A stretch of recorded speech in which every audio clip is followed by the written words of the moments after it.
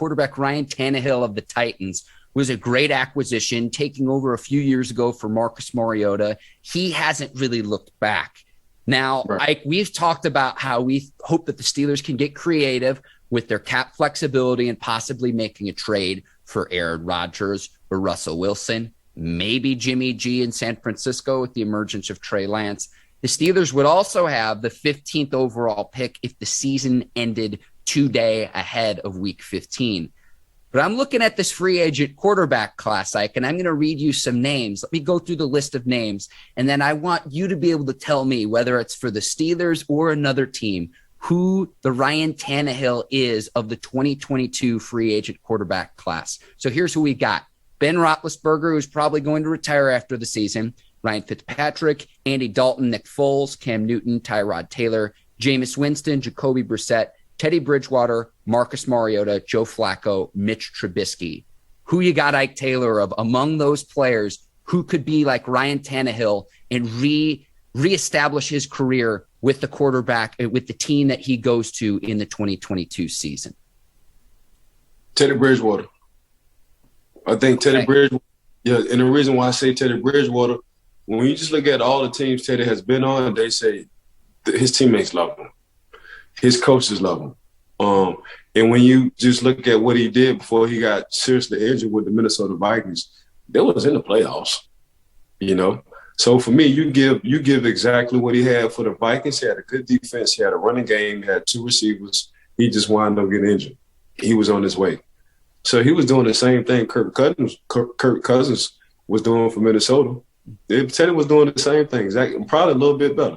So if you would have put Teddy on Tennessee, he would have been doing the same thing Ryan Tannehill.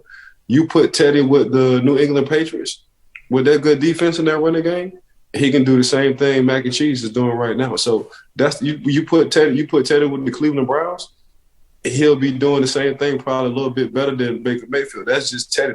But Teddy, he could and would take advantage of his surroundings. So yeah, I think Teddy's he's right in between a truck and a trailer. He's the hitch. You know what I'm saying? So if he needs to be a truck, there won't be too many games, but I think he could.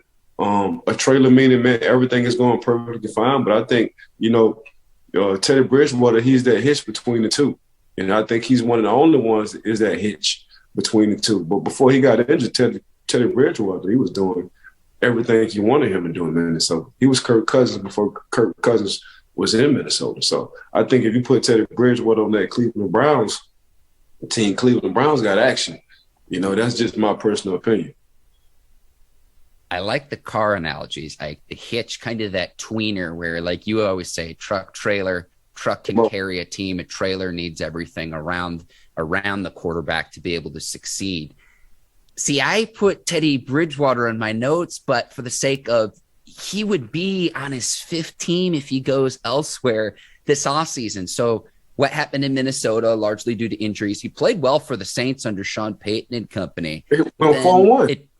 Yeah. But then the Panthers, it didn't work out. And I think we're seeing that with Sam Darnold. But I seriously question, other than Christian McCaffrey, who also hasn't stayed healthy, what kind of talent you have in Carolina.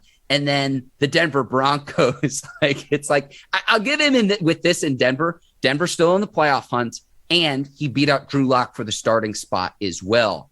But at 5th team in what's still a pretty young career, whether this is a fair label or not, the perception of Bridgewater, in my opinion, would be journeyman. Again, I'm not sure that that's clear, but if I were Teddy Bridgewater's agent, I would say, go to a team that has a lot of weapons that you can rely upon so you can continue to be that hitch, as you like to say, Ike. So you can't go to a team that might pay you top dollar that has no talent around you. You maybe take a little bit less money, but you have some talent around you to give yourself a chance to succeed. So that's my whole point. Like, he did well in Minnesota when he had all the pieces around him. He did well with the Saints when he had all the pieces around him.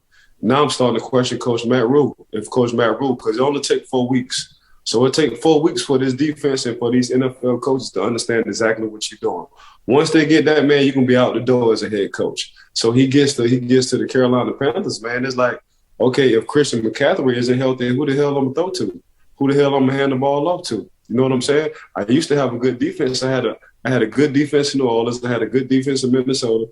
Now I got to score all these points. That's something I'm not used to. I'm used to controlling the clock, not turning the ball over.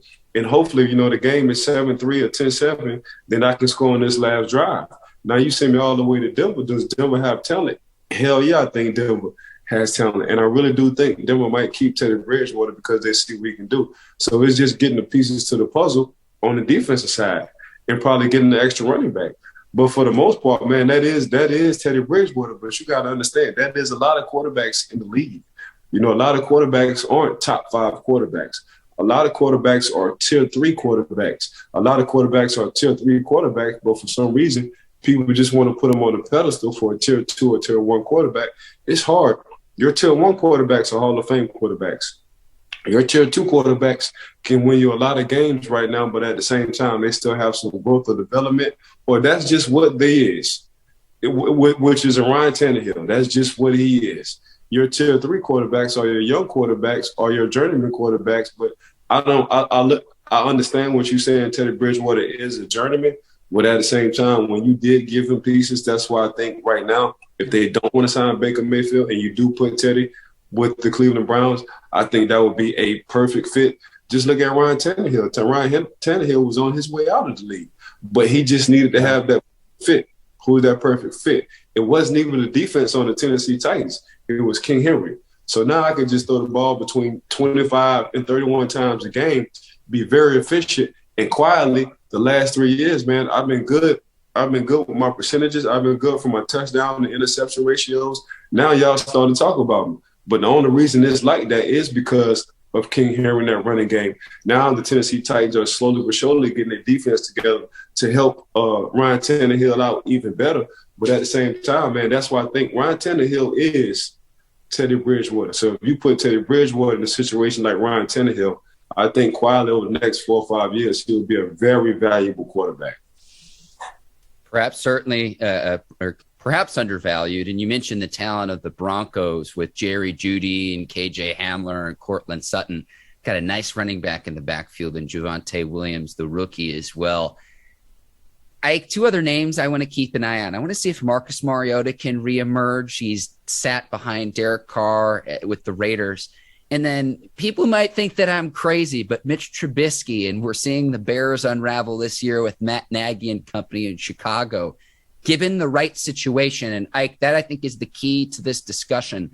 It's not so much the individual quarterback himself, but what kind of nucleus, what kind of coaching staff, what kind of talent can you surround the quarterback with? Because I just look at the individual names on this list, Ike, and I'm not going to say it's overwhelming or underwhelming. I'm just going to say that it's whelming.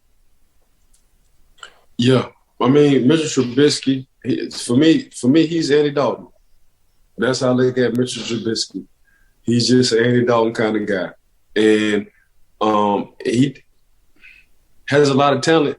Did have one good year at North Carolina, but at the same time, I just never thought Mitchell was, that guy. And it's not his fault that he got drafted high in the draft. So you can't blame the player for getting drafted that high and doing good in college for a season or two and people taking chances. Like, you can't fault the player for that.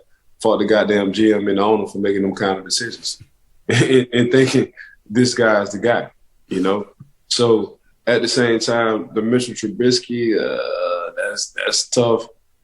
That's tough, Mark, because I never really saw him like that, even when he was at North Carolina. He's got a little bit of wiggle to him, though. But again, I looked at this list, and there's not a name that pops off the page to me, Ike. It's very whelming. But again, I go back to what you were saying. I think fit's going to be a lot more important than the individual talent of any of these quarterbacks. Yeah, for me, the Tannehill in 2022 free agency class is Teddy Bridgewater.